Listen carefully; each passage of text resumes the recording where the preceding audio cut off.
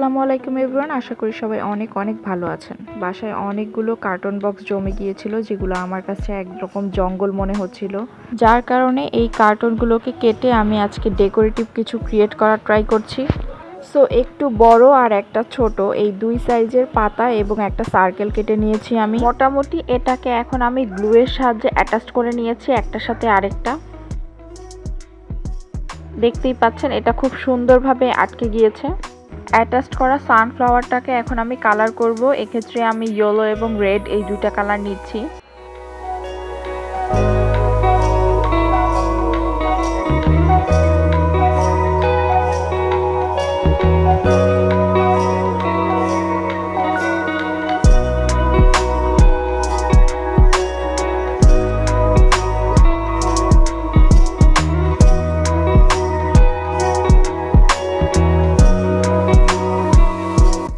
Colour almost করা শেষ। আমি খুব সিম্পল ওয়েতে এটা কালার করার ট্রাই করেছি। এখন হচ্ছে এই মিডল পজিশনটাতে আমি একটা মিরর বসাবো।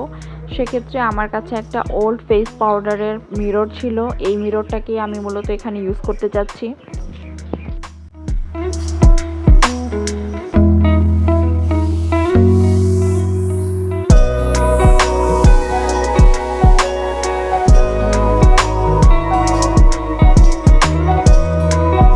আমার স্টোরেজ বক্সে আমি বেশ কিছু রাউন্ড শেপের মিরর পেয়েছিলাম। এই মিররগুলোকেই আমি মূলত ডেকোরেশন পারপাস ইউজ করব।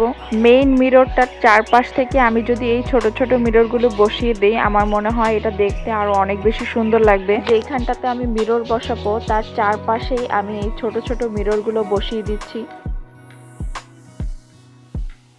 অ্যান্ড ফাইনালি বড় মিররটাকে আমি ঠিক মাঝখানে বসিয়ে দেব।